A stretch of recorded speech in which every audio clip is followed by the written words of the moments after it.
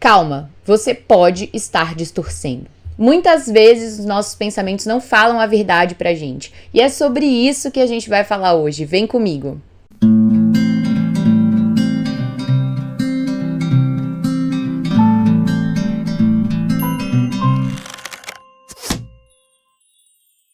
Olá, eu sou a Laura Bertolin, sou psicóloga clínica, especialista em terapia cognitivo-comportamental. Eu estou aqui e nas outras redes com o objetivo de compartilhar conhecimento com vocês e um pouco do meu dia a dia enquanto psicóloga clínica. Hoje eu decidi trazer para vocês o conceito de distorções cognitivas, que são pensamentos distorcidos que todo mundo tem, mas que muitas vezes a gente não se questiona a respeito. Bom, primeiro a gente precisa entender o que são pensamentos, para a gente poder falar sobre as distorções cognitivas. Então, de uma forma mais básica, pensamentos são fluxo de ideias, de interpretações e afins que passa pela nossa cabeça com muita rapidez, Então, a gente tem milhares de pensamentos todos os dias. Muitos desses pensamentos sequer a gente percebe. E é o que na TCC a gente chama de pensamentos automáticos. Por que automáticos? O nome já diz. Porque eles vêm muito rápido e eles vão muito rápido. Então, por que a gente não percebe a maior parte deles? Porque só alguns chegam realmente à nossa consciência. Então, um dos exercícios principais que a gente faz em psicoterapia, em TCC, durante todo o processo de terapia, mas principalmente na fase inicial do tratamento, é dar um enfoque para esses pensamentos. Então, ensinar os pacientes a identificar esses pensamentos, a compreender, a monitorar esses pensamentos, porque no dia a dia, quando a gente não tem um trabalho atento para isso, quando a gente não faz um tratamento em TCC, é muito difícil que a gente olhe com cuidado para os nossos pensamentos. É muito difícil que a gente saiba identificar sequer as nossas emoções. Então, imaginem só os nossos pensamentos. Isso é algo muito difícil para pessoas leigas que nunca pararam realmente para exercitar a metacognição, pensar sobre o pensamento. Então, essa é uma das nossas propostas enquanto terapeutas TCC. É auxiliar os nossos pacientes a fazer esse automonitoramento, a identificar esses pensamentos, esses processos internos e depois, posteriormente, fazer algo a respeito quando fizer sentido. Mas, dito isso, pensamentos são interpretações que a gente tem a respeito das situações, são ideias, vieses que passam pela nossa cabeça e muitas vezes a gente sequer percebe. Mas como assim, Tem pensamentos que a gente percebe. Sim, tem pensamentos que a gente percebe, porque eles estão mais à margem da nossa consciência, um pouco mais perto, mais fácil de acessar. Tem outros que são mais difíceis mesmo de acessar. Então, isso depende, na verdade. Mas, como a gente sabe se o nosso pensamento não está falando a verdade ou se ele está falando a verdade, quando o pensamento é distorcido e quando ele não é? A gente precisa buscar compreender se esses pensamentos eles são baseados em fatos ou não. Então, quando eu trago para você, você pode estar distorcendo. O que eu quero dizer com isso? Seu pensamento pode não ser totalmente verdadeiro. E quando o nosso pensamento ele é distorcido, a gente dá o nome de distorção cognitiva. Então, uma distorção cognitiva é um pensamento que é distorcido, Ele enviesa um pouco para algum sentido. E aí, o que a gente vai entender é que todas as pessoas têm distorções cognitivas, todas as pessoas têm pensamentos um pouco enviesados. Isso vai depender do funcionamento de cada pessoa. Então, se eu tenho um funcionamento mais ansioso, eu vou ter pensamentos distorcidos que vão enviesar mais ou para uma catástrofe ou para uma antecipação de futuro. Mas, se eu sou uma pessoa mais deprimida, eu tenho um funcionamento mais desesperançoso, eu vou ter pensamentos distorcidos, mas mais voltados para uma avaliação negativa das situações, então mais para uma ruminação, que é aquela coisa de ficar alimentando pensamentos desesperançosos. Talvez não tanto para uma catastrofização com relação ao futuro, como eu tenho se eu sou uma pessoa que tem um funcionamento mais ansioso. Então, a gente tem que perceber todos esses pontos aí que vão diferenciar as distorções, a forma como as distorções aparecem para cada pessoa. Dito tudo isso, a gente entende que todo mundo tem distorções cognitivas. Mas quando isso é um problema? Isso é um problema quando a gente acredita na nossa distorção cognitiva. quando a gente tem o pensamento enviesado, né, o pensamento distorcido, e a gente gruda nesse pensamento. Então, o problema não é eu ter a distorção cognitiva e eu conseguir identificar que tá distorcido, enfim.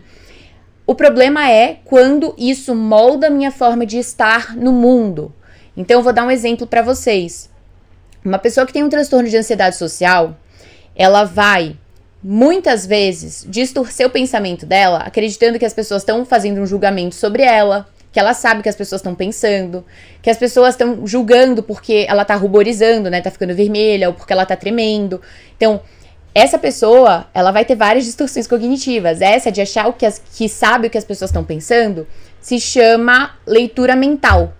Então, essa pessoa ela vai fazer muita leitura mental. Então, isso não seria um problema necessariamente se ela fizesse a leitura mental, porque um pensamento, mas ela soubesse diferenciar esse pensamento de fato. Mas o que acontece é que muitas vezes as pessoas que não estão treinadas, que não têm essa habilidade, elas não conseguem diferenciar pensamento de fato. Então o que acontece? Ela vai pensar, se eu tô pensando, é verdade. Então, se eu tô numa situação de exposição e eu penso, tá todo mundo me julgando, eu tô fazendo uma leitura mental, eu tô imaginando o que as pessoas estão pensando. Mas eu ajo conforme isso me causa prejuízo. Então, é nesse sentido que a gente vai olhar para as distorções cognitivas.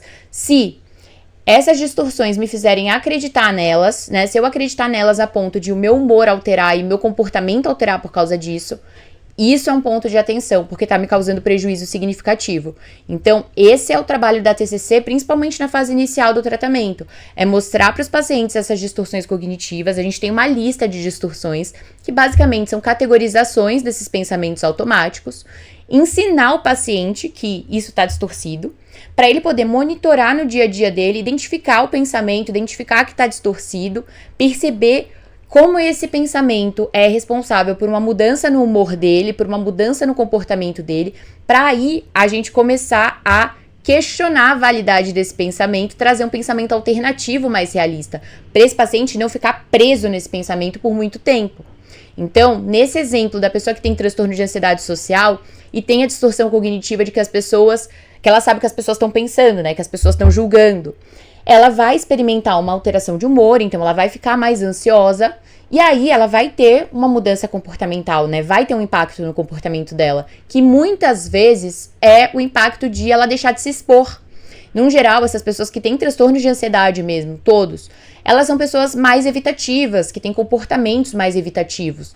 Então, a consequência final de a pessoa ter essa distorção e acreditar nela, né, além de ter uma experiência, né, de humor alterado, ela vai ter um comportamento diferente, um comportamento que não só a afasta dos objetivos dela, como é um comportamento que mantém esse ciclo do sofrimento, esse ciclo da ansiedade. Porque se a pessoa pensa que tá todo mundo julgando, por isso o humor dela se altera, ela fica ainda mais ansiosa, ou tá todo mundo percebendo que eu tô ansiosa, esse pensamento ele vai engajar numa alteração de humor ainda mais intensa, e quanto menos ela se expuser para essa situação, menos ela vai desenvolver habilidade de enfrentamento, né, habilidade de tolerância a essa ansiedade e aprendizados que ela teria se ela enfrentasse, do tipo, eu sou capaz, eu consigo fazer, as pessoas não necessariamente estão me julgando, pelo contrário, né, quando eu faço isso eu recebo ajuda das pessoas, ou quanto mais eu me coloco nessas situações, menos eu ruborizo, menos eu sinto vergonha. Essa pessoa que cai nesse ciclo, ela perde a oportunidade, inclusive, de aprender, chegar, né, a conclusões fundamentais para a remissão dos sintomas dela. Então, para a gente ver como é fundamental que a gente auxilie o paciente a compreender que muitas vezes ele pode estar distorcendo e que distorcer o pensamento, acreditar nele, não se questionar sobre a validade desse pensamento vai engajá-lo em todo um ciclo de sofrimento aí muito intenso. E aí, perguntas-chave para a gente auxiliar o paciente a tanto fazer esse automonitoramento quanto fazer esse questionamento do pensamento são as seguintes. Para o paciente identificar o pensamento automático, a gente vai perguntar para ele, tá, o que está passando pela sua cabeça agora que você teve essa alteração emocional? Ou o que passou pela sua cabeça naquele momento em que você percebeu o seu humor alterando, ou que você desregulou emocionalmente, para a gente tentar identificar qual é esse pensamento chave que precipitou essas alterações todas.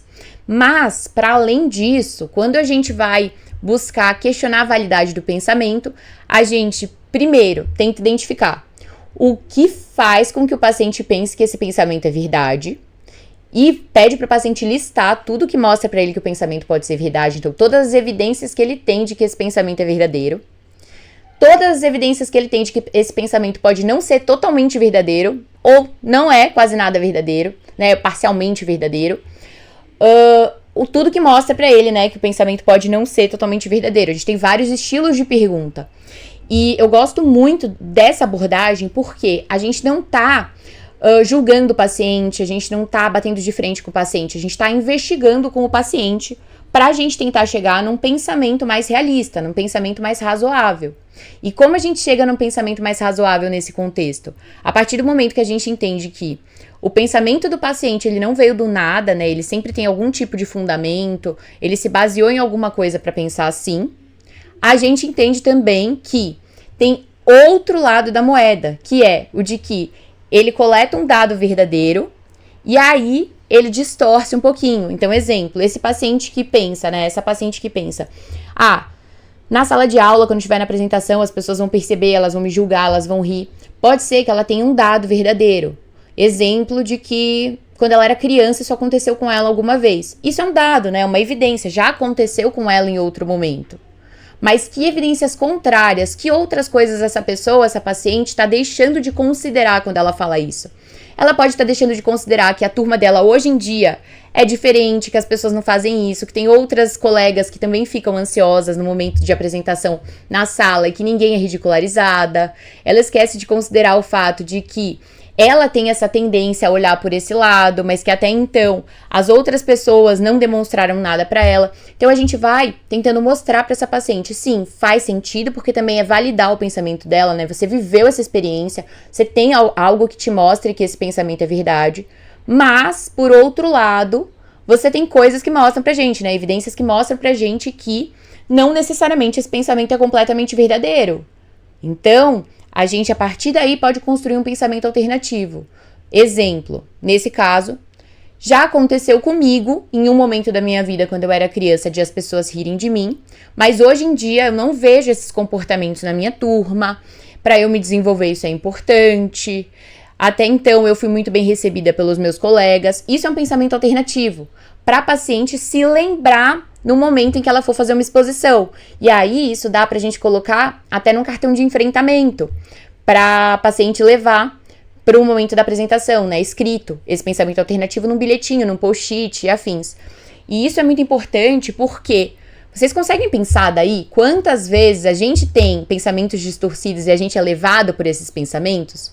Inúmeras, inúmeras. E aí, dando mais um exemplo para vocês do cotidiano, quantas vezes já não aconteceu de a gente tá conversando com alguém e aí pensar, nossa, essa pessoa tá pensando tal coisa de mim e pronto, mudar a feição, mudar a postura, enfim, porque a gente acha, ou que a gente acha que a pessoa tá brava, né? Se a pessoa tá brava comigo. E aí a nossa postura muda. Às vezes a pessoa nem tá brava, mas o seu humor muda e o seu comportamento muda a partir do pensamento que você teve. Então, muitas vezes a gente é levada pelas nossas distorções cognitivas e justamente por isso é essencial que a gente olhe para esses pensamentos distorcidos e trabalhe nesses pensamentos para que esses prejuízos eles parem de acontecer. Então, eu passo por algum conhecido na rua e aí eu vou cumprimentar, a pessoa não me cumprimenta e eu penso, nossa, ela não quer mais falar comigo, ela não gosta de mim, eu fui rejeitada. E aí eu vou me sentir triste, por exemplo, vou adotar um comportamento, sei lá, de isolamento, de não falar mais com a pessoa, quando na verdade a pessoa pode não ter me visto. Eu posso estar sendo levada por uma distorção e a realidade sempre totalmente diferente, ser uma realidade do tipo, a pessoa não me viu. Então, justamente por isso é essencial que a gente se atente às distorções cognitivas. Fica claro para vocês? Eu espero que sim, e é por isso que eu queria te falar, calma. Você pode estar distorcendo, ou seu paciente pode estar distorcendo e você não está percebendo, o que também é muito ruim. Então, é por isso que a gente olha para tudo isso com muito cuidado. Eu espero que tenha feito muito sentido para vocês. De qualquer maneira, me contem aqui embaixo se vocês precisarem de qualquer coisa. Não se esqueçam de curtir esse vídeo e se inscrever aqui no canal, que como vocês já sabem, toda semana tem vídeo novo. Tchau, tchau!